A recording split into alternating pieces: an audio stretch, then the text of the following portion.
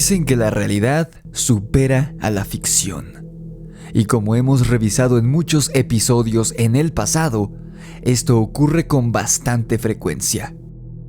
Es verdad que los novelistas, los guionistas de cine, los dramaturgos y hasta los escritores de cómics o manga solemos tomar experiencias de nuestra propia vida e inspirarnos en estas experiencias para escribir una historia de ficción que cautive, atrape y, ¿por qué no?, en ocasiones, aterre a las audiencias del mundo.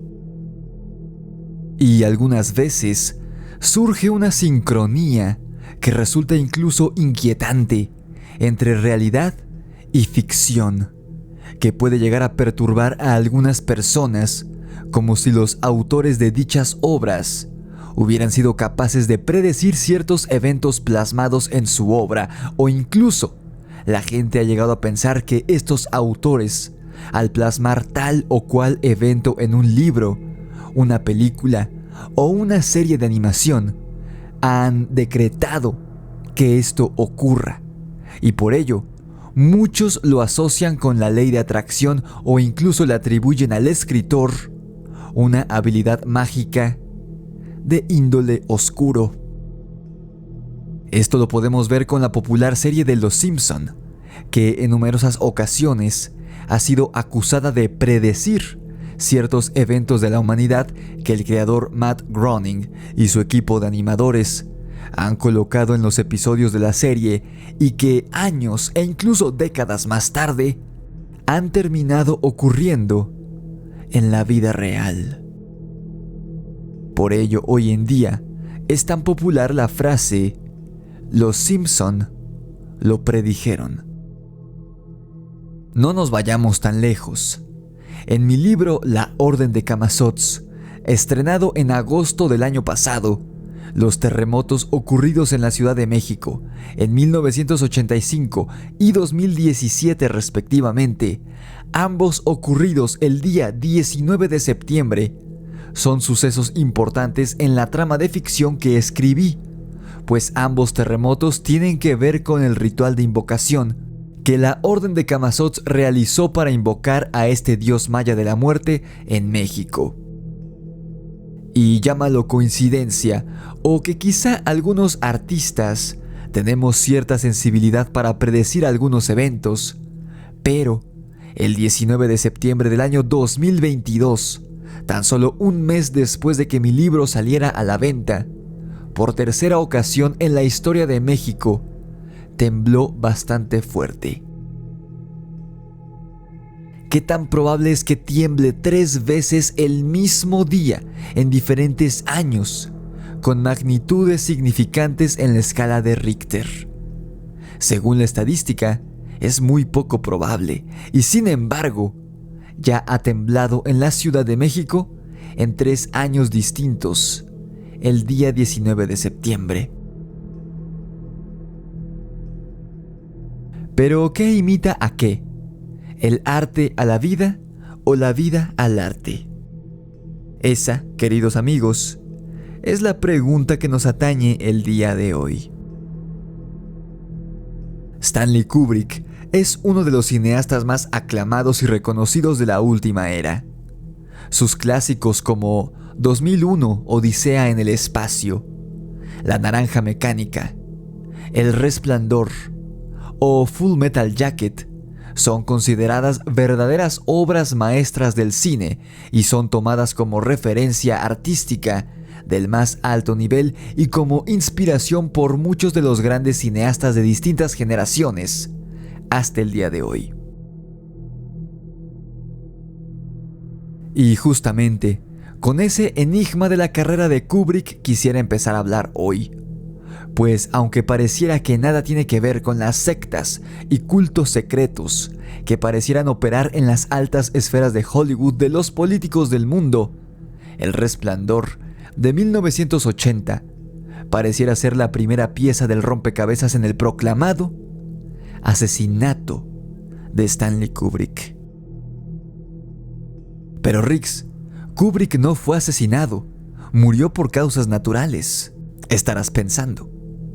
Bueno, querido amigo, querida amiga, Eso dicen las fuentes oficiales, pero muchos elementos, incluyendo testimonios de familiares y amigos del director, afirman lo contrario.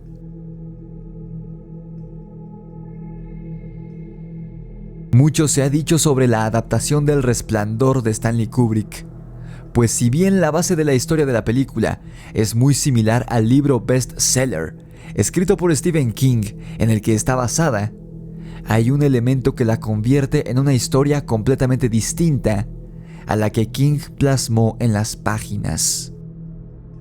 Este elemento, que pareciera no tener relevancia, pero que de hecho cambia toda la historia del Resplandor que vimos en la película, comparada con el libro, es su protagonista, Jack Torrance.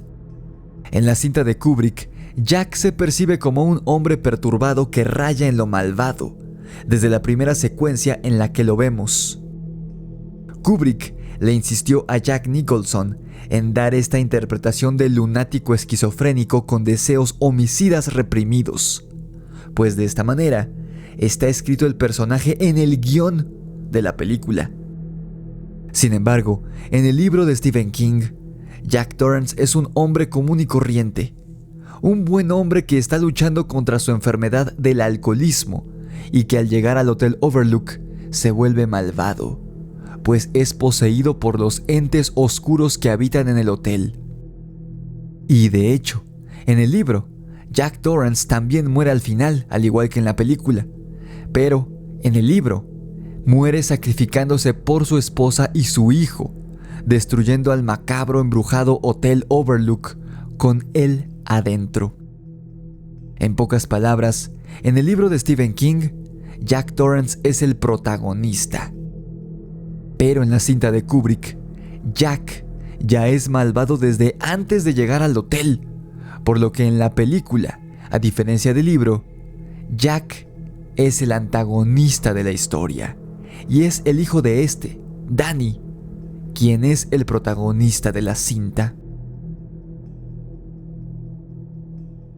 Sé que parece que me estoy desviando del tema de hoy, pero te prometo que voy a un punto interesante con esto, así que permanece conmigo. El mismo Stephen King ha declarado en numerosas ocasiones que no le gustó la cinta de Kubrick debido a lo mucho que se separa de su obra, y hay muchos fanáticos del novelista que están de acuerdo con él, a pesar del innegable talento y la obsesión por la perfección en las películas de Kubrick. Pero parece que la razón por la cual la adaptación de Stanley Kubrick del Resplandor dista tanto de la obra original de King es que el director quería plasmar un mensaje mucho más profundo en su película que una simple historia de un hombre luchando contra sus demonios internos.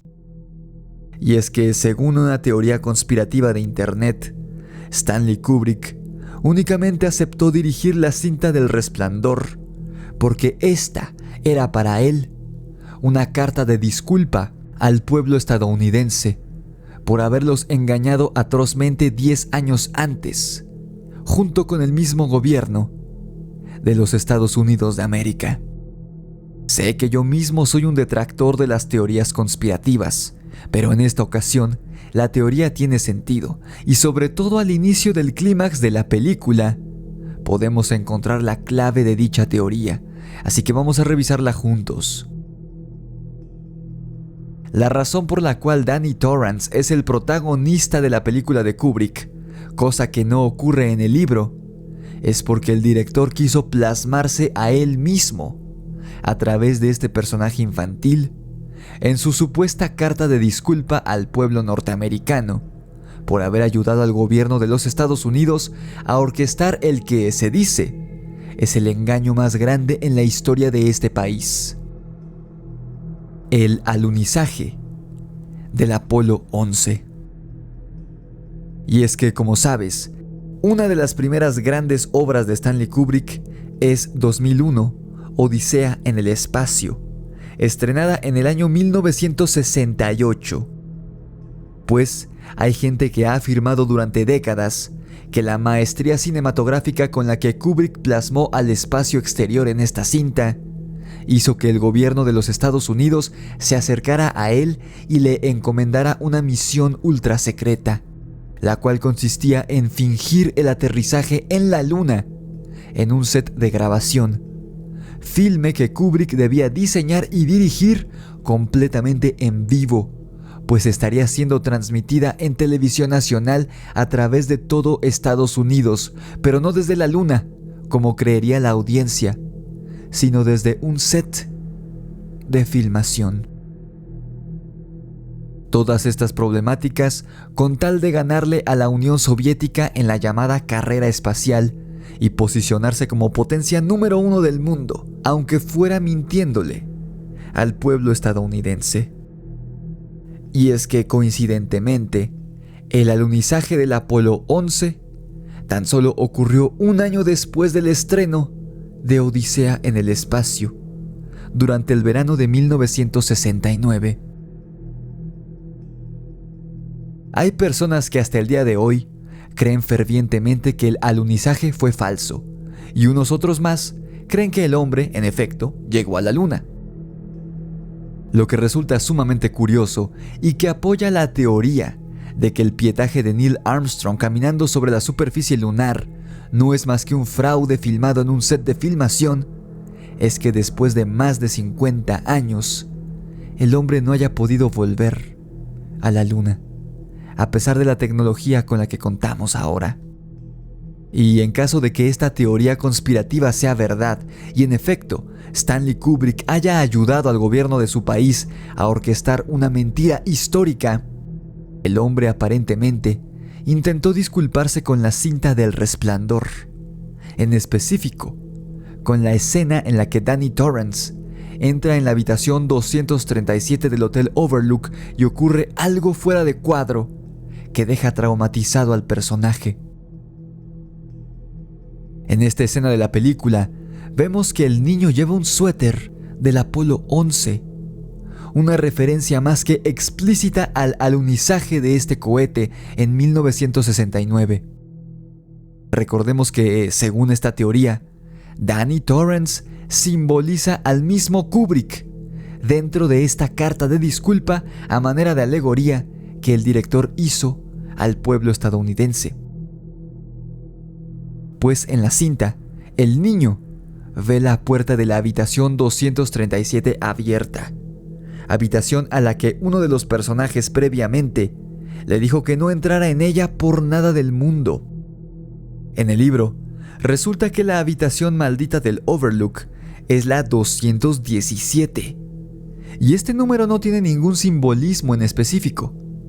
Stephen King tan solo utilizó el número 217 para la habitación en el libro, porque ese fue el número de habitación en la que él y su familia se hospedaron en el Hotel Stanley, en Colorado, un hotel supuestamente embrujado con una historia muy oscura que se asemeja al Overlook, en cuyo sitio King se inspiró para escribir El Resplandor, después de haber vivido una experiencia paranormal con su esposa y su hijo en su estadía en este hotel.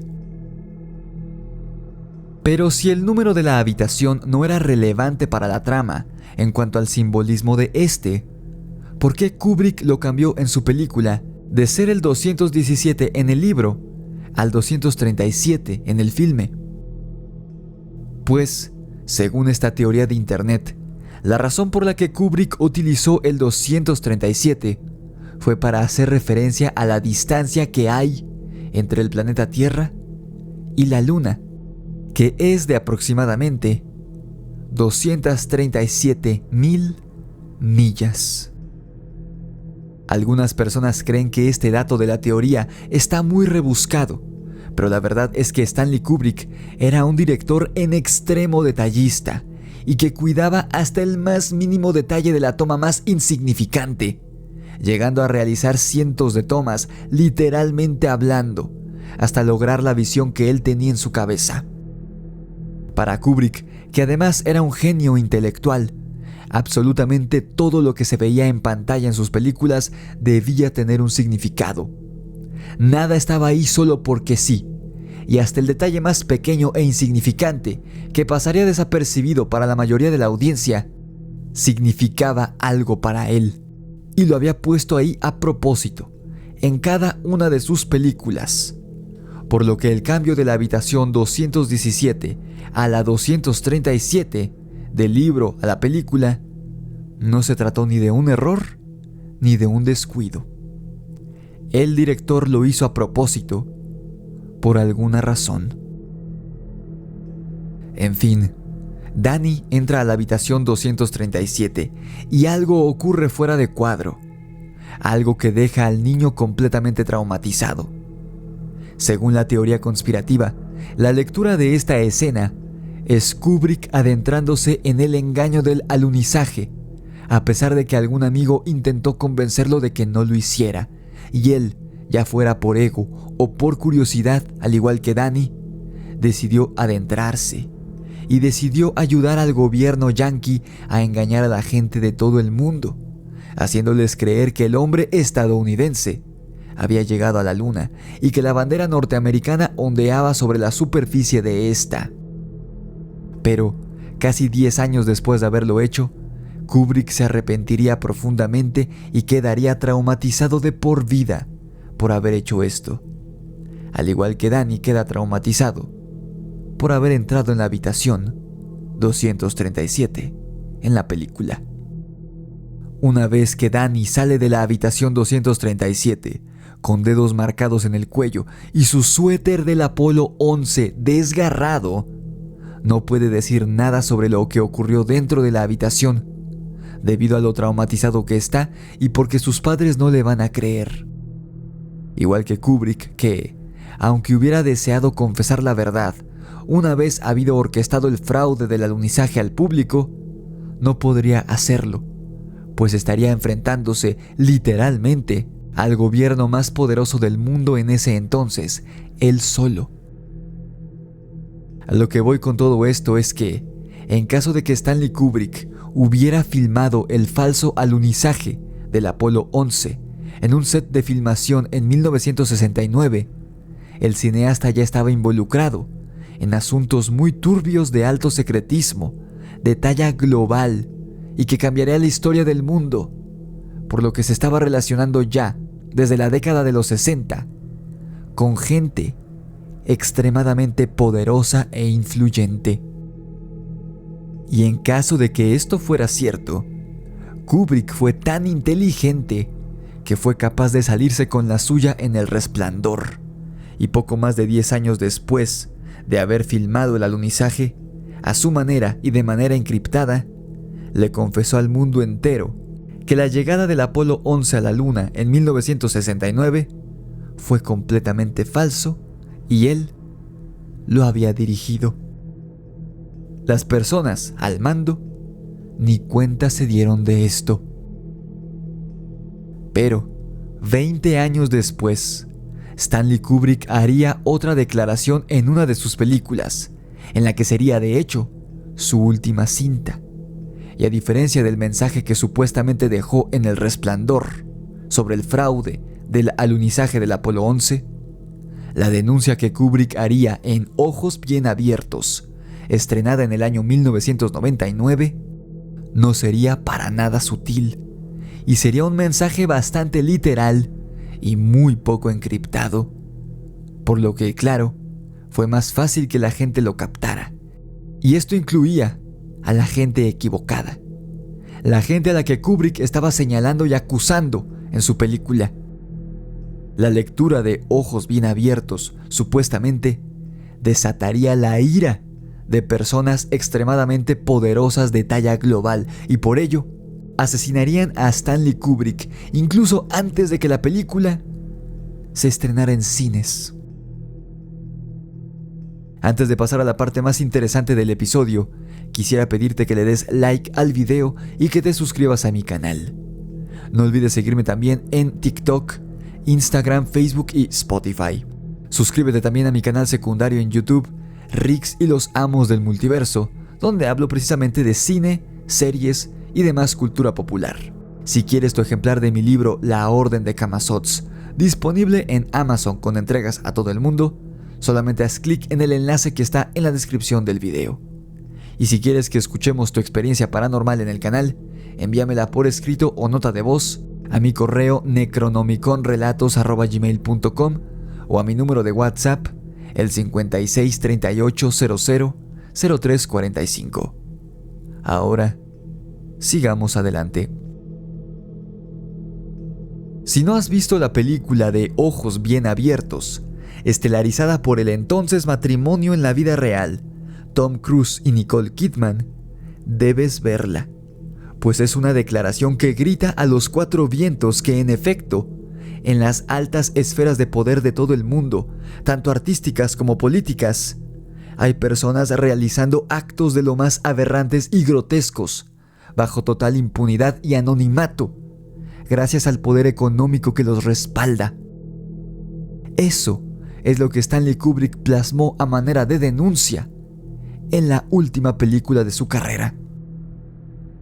Y por estos actos grotescos, no estoy hablando de actos de brujería, sino de cultos secretos conformados, como se menciona en la película, por personas famosas y muy adineradas. Por ejemplo, políticos, artistas, actores, diseñadores de moda, modelos, banqueros y empresarios que realizan todo tipo de orgías, consumen todo tipo de drogas y que no se tocarán el corazón para eliminar a cualquier amenaza para ellos. Kubrick no habla de los Illuminati ni de los masones en específico, pero dejó muchas pistas en la película de las cuales te hablaré a continuación. En una escena de la cinta, el personaje de Tom Cruise logra infiltrarse en una de las reuniones de este culto oscuro y es descubierto por el supremo sacerdote.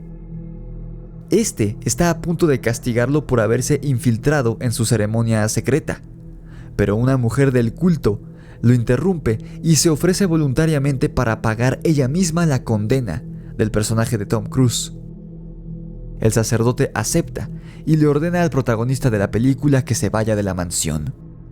Días después, en el periódico, se anuncia que esta mujer, que dio la cara por él, había al público a su conveniencia y antojo, pues muchos de estos son dueños de los periódicos más grandes. Y de hecho, en la vida real, ocurre algo similar, pues la mayoría de los periódicos y programas de noticias más importantes y grandes del mundo son propiedad de empresarios billonarios. Incluso Kubrick utilizó como la locación que funge como escenario de estas reuniones secretas del culto depravado en la película, la mansión de Torres Mentmore en Inglaterra. Y es que en la vida real, esta mansión ha pertenecido a la familia Rothschild desde el año 1854, en que fue construida.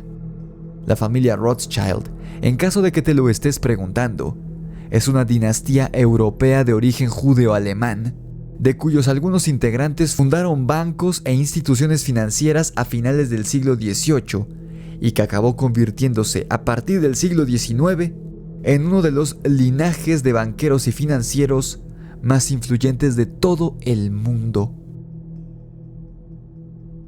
Esta familia de banqueros multibillonaria es una verdadera dinastía con un linaje del más fino y antiguo, y ha sido relacionada con varias teorías de conspiración desde hace siglos. Los Rothschild, además, han sido relacionados con la francmasonería desde hace siglos.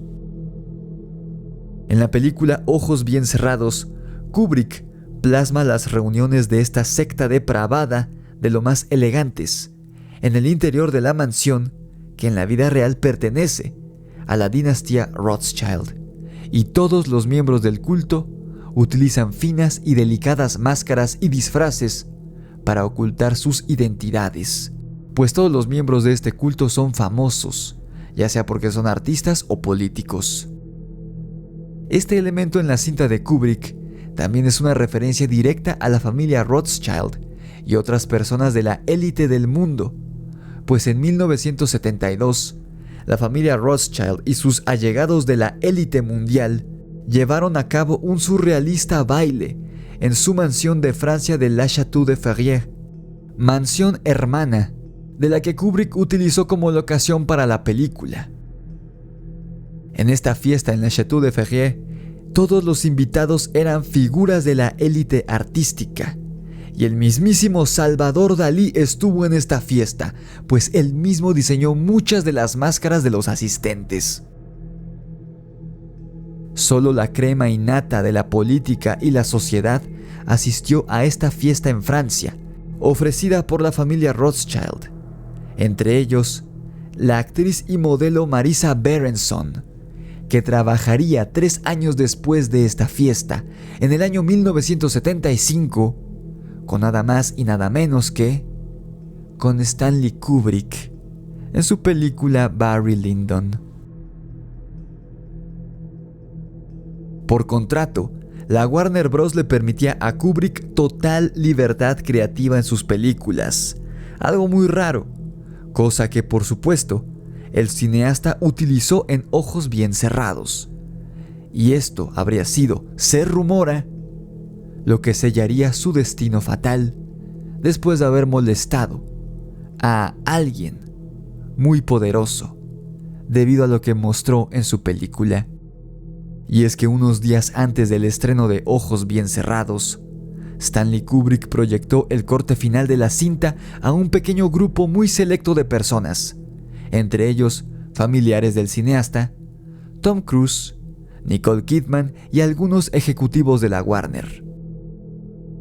Un par de días después de esta primera proyección exclusiva, el 7 de marzo de 1999, Stanley Kubrick falleció sorpresivamente, según la versión oficial, debido a un infarto mientras dormía.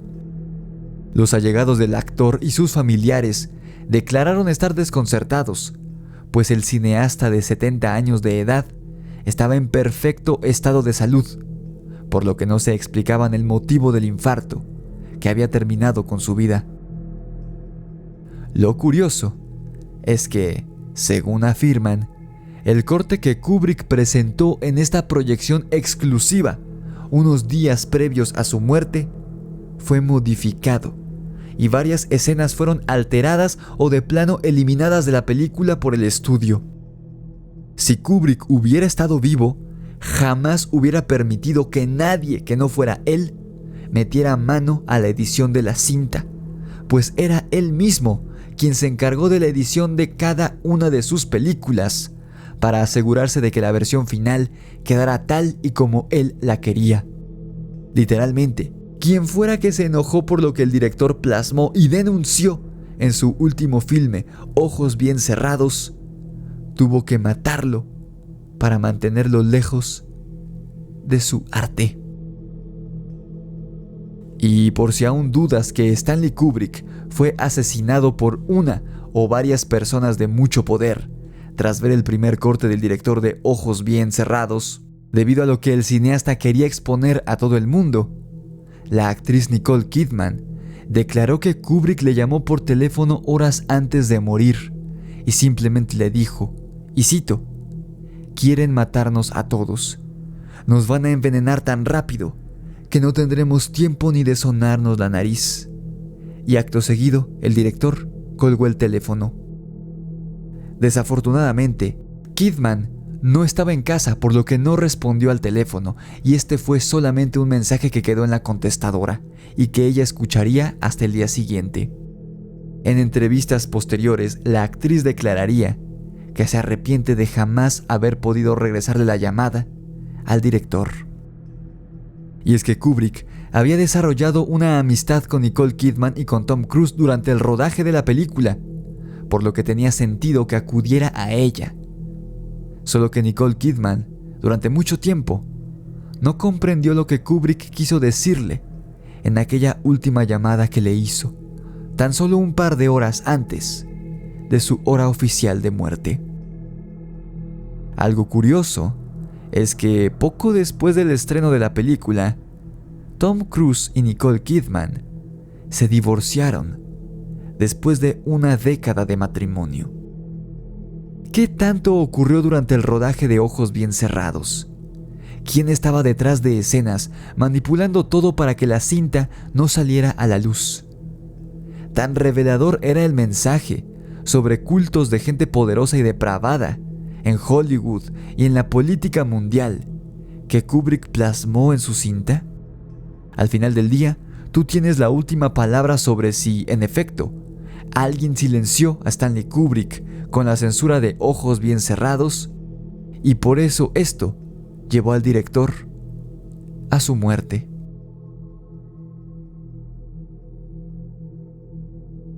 ¿Tú qué piensas?